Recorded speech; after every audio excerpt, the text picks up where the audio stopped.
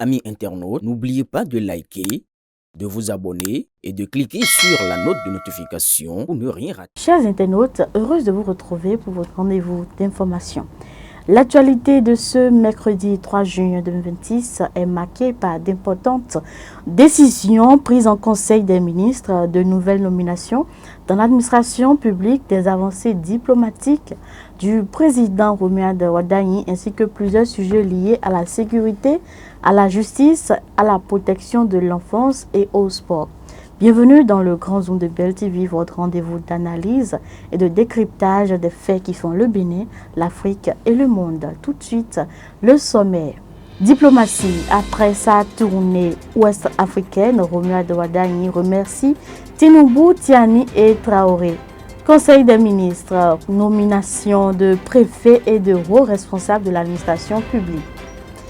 Éducation, 20 milliards de francs CFA pour sortir les écoles du noir et de la soif. Au Sénégal, Ousmane Sonko refuse la censure mais exige le dialogue avec le pouvoir. Tout de suite, le développement de ces grands titres. Le président Romuald Wadagni salue l'accueil reçu au Nigeria, au Niger et au Burkina Faso. Après 3 visites officielles successives au Nigeria, au Niger et au Burkina Faso, le président Romuald Wadagni a dressé le bilan de sa première tournée régionale.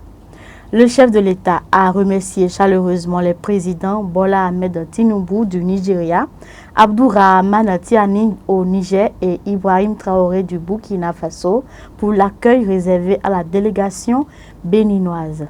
Cette tournée a permis de réaffirmer la volonté du Bénin de renforcer ses relations avec ses voisins immédiats dans un esprit de bon voisinage et de coopération gagnant-gagnant.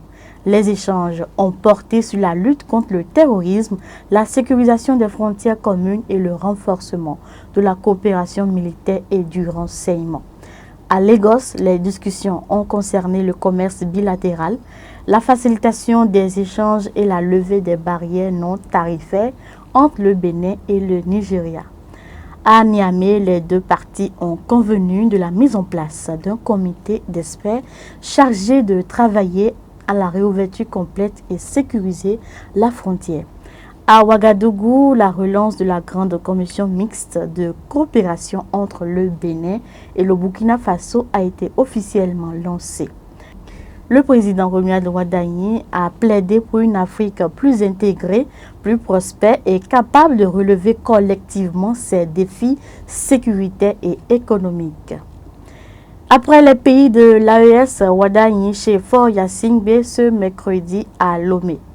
Après le Nigeria, le Niger et le Burkina Faso, le président béninois a poursuivi sa tournée sous-régionale par une visite d'amitié et de travail au Togo.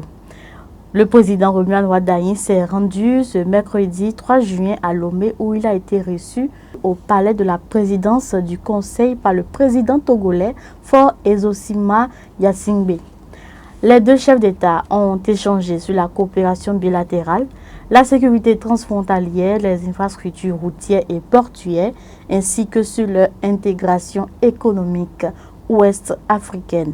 Cette nouvelle étape s'inscrit dans la volonté du nouveau président béninois de nouer des relations solides et de confiance avec l'ensemble des pays de la région. Une déclaration conjointe devrait être publiée dans les prochains jours, officialisant plusieurs accords de partenariat. Conseil des ministres de ce 3 juin 2026, de nouvelles nominations dans l'administration territoriale et financière. Le Conseil des ministres réuni ce mercredi 3 juillet a procédé à plusieurs nominations stratégiques au sein de l'administration publique. Au ministère de la décentralisation et de la gouvernance locale, de nouveaux préfets ont été nommés à la tête des 12 départements du Bénin. Dans la Liborie, il s'agit de Ahmed Bello Kisama, Atakora Jacques Roland Amadou, Atlantique Raphaël Akoteyon, Borgou Abdoul Chakou Assouman, Colline Saliou Oudoubou, Koufo Rufino d'Almeida, Donga Dere Lidi Chabina, Littoral Gilbert Déou, Mono Dédaignon Bienvenu Millioyen, Weme Marie Apotrosou, Plateau Délonis Koglevi, Zou Laurent Zomaï. Au ministère en charge des Finances et de la Microfinance, directeur général des impôts, Eric Maxime Mensa Akakbo Djiroutri. Au ministère en charge du budget et de la fonction publique, directeur général du budget, Albert Moncho. Ces nominations visent à renforcer la gouvernance territoriale, améliorer la mobilisation des ressources publiques et accélérer la mise en œuvre du programme d'action gouvernementale du septennat. Toujours dans le rang des nominations, Claudicia Jacayadi et le colonel Malerosu parmi les nouvelles nominations. Le Conseil des ministres a également procédé à des nominations à haute responsabilité à la présidence et dans les régies financières. Le colonel Raouf Malerosu est nommé directeur général des douanes, officier supérieur expérimenté. Il aura pour mission de renforcer la modernisation de l'administration douanière, d'accélérer la digitalisation des procédures, d'améliorer la mobilisation des recettes et de lutter contre la fraude aux frontières. Le président Romuald Wadagni a nommé Claudicia au poste de chargé de mission à la culture, aux médias et à la visibilité du Bénin. Figure influente des médias francophones et promoteur des cultures africaines, il est appelé à contribuer au rayonnement du pays sur les scènes régionales et internationales. Jacques Ayadi fait également son entrée à la présidence de la République en qualité de chargé de mission du chef de l'État. Sa nomination vise à renforcer l'équipe présidentielle dans le suivi et la mise en œuvre des projets prioritaires du septennat. À travers ces différentes nominations, le gouvernement entend renforcer l'efficacité de l'administration publique, améliorer la visibilité du Bénin à l'international et accélérer la réalisation des ambitions du nouveau régime. Ces choix traduisent la volonté du président Romuald Wadagni de s'entourer de profils expérimentés issus de divers horizons pour accompagner les réformes et le développement du pays. Éducation, 20 milliards de francs CFA pour sortir les écoles du noir et de la soif. Le Conseil des ministres de ce mercredi 3 juillet a acté une mesure d'ampleur pour le système éducatif béninois. 20 milliards de francs CFA sont immédiatement mis à disposition pour renforcer et accélérer le programme d'accès à l'eau potable et à l'électricité pour l'ensemble des établissements d'enseignement public qui sont encore dépourvus. De nombreuses écoles, en particulier en zone rurale, ne disposent toujours pas de points d'eau ni d'électricité, pénalisant les conditions d'apprentissage. L'absence d'eau potable contraint encore trop d'enfants, en particulier les filles, à s'absenter de l'école ou à abandonner leur scolarité. Le manque d'électricité limite l'usage des équipements pédagogiques, des cantines ou des centres d'hébergement. Les 20 milliards permettront d'accélérer les travaux de forage, de raccordement au réseau électrique, d'installation de panneaux solaires et de construction de points d'eau améliorés. Cette mesure est complémentaire à la gratuité de la scolarité dans le secondaire pour les filles annoncée dans le même conseil. Par ailleurs, 10 milliards de francs CFA sont également alloués aux centres de santé publique pour les mêmes besoins conformément aux orientations du gouvernement en matière de protection sociale. L'ensemble de ces investissements sera porté par le projet de loi de finances rectificative pour la gestion 2026 transmis à l'Assemblée nationale. Gratuité de l'école pour les filles, le Bénin passe à l'acte dès la rentrée 2026-2027. Le Conseil des ministres a pris une décision historique en faveur de l'égalité des chances dans l'éducation. La gratuité de la scolarité dans l'enseignement secondaire général et technique public sera effective pour toutes les filles sur l'ensemble du territoire national dès la rentrée scolaire 2026-2027. L'objectif, c'est de lever les obstacles financiers encore trop souvent à l'origine du décrochage scolaire féminin, en particulier dans les zones rurales où le taux de scolarisation des filles reste fragile. Tous les collèges, lycées publics et filières techniques publiques sont couverts par cette mesure. Pour accompagner cette gratuité, le gouvernement a parallèlement mis à disposition une enveloppe de 20 milliards de francs CFA pour garantir l'accès à l'eau et à l'électricité dans les établissements. Prochaine étape, le projet de loi de finances rectificative sera examiné et voté par les députés. Les membres du gouvernement défendront ce texte dans l'hémicycle. L'annonce suscite déjà l'espoir chez de nombreuses familles béninoises, en particulier dans les zones rurales où les frais de scolarité restent un frein majeur. Protection de l'enfance, le gouvernement réagit après l'interception de 17 mineurs. Le gouvernement béninois a officiellement réagi à l'interception de 17 enfants mineurs transportés vers la Côte d'Ivoire dans des conditions irrégulières. Le bus transportant les enfants a été intercepté le 28 mai dernier à Plahoué, dans le département du Koufo, grâce à la vigilance des forces de l'ordre. Les enfants proviennent de plusieurs départements du pays, victimes de promesses mensongères de scolarité ou de travail. La police républicaine, les services sociaux et les autorités judiciaires ont collaboré pour assurer leur protection et leur rapatriement. Les mineurs bénéficient actuellement d'une prise en charge adaptée sur les plans social et psychologique dans des centres d'accueil temporaires. Les autorités poursuivent les investigations afin d'identifier les auteurs et les éventuels réseaux impliqués dans ce trafic. Le Bénin réaffirme sa détermination à lutter contre le trafic d'enfants et toutes les formes d'exploitation des mineurs conformément aux engagements internationaux du pays. Justice, prison ferme dans une affaire d'escroquerie foncière à Semerkoji. La Cour spéciale des affaires foncières a rendu son verdict dans une affaire de vente frauduleuse de parcelles à Semerkoji.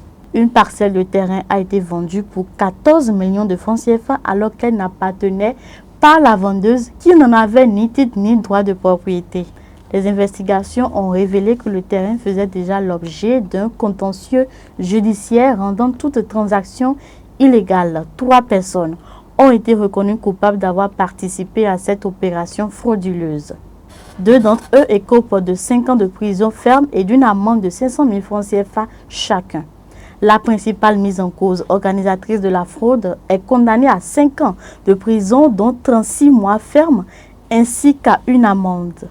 Cette décision illustre la volonté de la justice béninoise de lutter efficacement contre les fraudes foncières, fléaux récurrents dans les zones périurbaines et de protéger les acquéreurs de bonne foi. Au Sénégal, Ousmane Sonko refuse la censure mais exige le dialogue avec le pouvoir. Le leader du PASTEF affirme que son parti ne censurera pas le gouvernement, contrairement aux rumeurs qui circulaient. Il demande toutefois au président Bassirou Diomaye Faye d'engager des discussions franches et constructives afin d'éviter une crise politique majeure. Sonko estime que la nouvelle configuration politique impose une collaboration entre les différentes forces en présence. L'ancien Premier ministre reconnaît l'existence de divergences profondes ayant conduit à son départ, mais refuse l'affrontement frontal. Les prochains jours seront déterminants pour l'avenir politique du Sénégal, entre recherche d'un compromis ou paralysie institutionnelle. Au Kenya, la justice bloque un projet américain de centre de quarantaine contre Ebola. La Haute Cour de justice du Kenya a suspendu un projet soutenu par les États-Unis dans un climat de forte tension sociale. Washington souhaitait créer un centre de quarantaine destiné aux citoyens américains exposés au virus Ebola sur le sol kenyan. La justice kenyane a interdit la mise en service du centre jusqu'à la prochaine audience prévue le 23 juin, estimant que le projet n'avait pas fait l'objet d'une consultation populaire suffisante. Le projet suscite de vives inquiétudes au sein de la population qui craint l'introduction et la propagation du virus Ebola dans le pays. Des affrontements ont opposé des manifestants aux forces de sécurité près du site retenu, faisant au moins un mort et plusieurs blessés. Cette affaire met en lumière les tensions entre impératifs sanitaires mondiaux, souveraineté nationale et coopération internationale dans un contexte de méfiance croissante envers les projets occidentaux. Parlons sport à présent. Les Guépards U23 lancent leur préparation à Missérété. Les Guépards U23 du Bénin ont officiellement débuté leur regroupement au Centre d'excellence de football de Missérété en vue des prochaines échéances continentales. 30 joueurs issus des championnats locaux et de la diaspora participent à ce stage de préparation. La première journée a été consacrée à la récupération physique après les compétitions nationales et les examens de fin d'année pour les plus jeunes. Travail technique, exercice de coordination, atelier de passe, renforcement musculaire et séances tactiques étaient au programme. Plusieurs activités de groupe ont permis de renforcer l'esprit collectif et la solidarité entre les joueurs. L'objectif, c'est de construire une équipe compétitive capable de répondre aux futures échéances, notamment les qualifications pour la CAN U23 et les Jeux olympiques. Raymond Tchayé a appelé ses joueurs à l'engagement, à la discipline et à la solidarité pour atteindre les objectifs fixés. Fait divers de cette session d'information, un réseau de voleurs de motos et de cambrioleurs démantelé à Porto Novo. La police républicaine a porté un coup sévère à la criminalité dans le département de Lomé avec le démantèlement d'un réseau bien organisé. Les agents du commissariat du 1er arrondissement de Porto Novo ont mis fin aux activités d'un réseau présumé spécialisé dans les vols de motos et les cambriolages. Le principal suspect a été arrêté alors qu'il tentait de cambrioler une habitation au quartier à Rouantoncomé en pleine nuit. Les investigations ont permis de relier le mis en cause à plusieurs vols de motocyclettes enregistrés dans la région ces derniers mois. Une moto de marque PCX ainsi que plusieurs téléphones portables figurent parmi les biens recherchés et partiellement retrouvés. Plusieurs membres présumés du réseau ont également été interpellés lors de perquisitions simultanées. Un individu venu de Cotonou pour acheter une moto volée de marque Raoudou 115 contre 180 000 francs CFA a été arrêté à Djegbé, pris en flagrant délit. Il s'agit d'un repris de justice déjà condamné par le passé pour des faits de vol à main armée. Les populations de Porto Novo saluent cette opération qui renforce la lutte contre l'insécurité dans la capitale politique.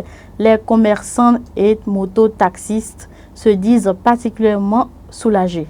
La police républicaine invite donc les citoyens à signaler tout comportement suspect via le numéro vert 117. C'est la fin de cette édition du Grand Zoom de Bell TV, une actualité marquée par la dynamique diplomatique du président Romuald Wardani, plusieurs nominations stratégiques au sommet de l'État, des avancées sociales majeures pour l'éducation, la protection des enfants victimes de trafic, la lutte contre les fraudes foncières et la criminalité, ainsi que les préparatifs des guépards U23. Merci pour votre fidélité au Grand Zoom. Portez-vous bien.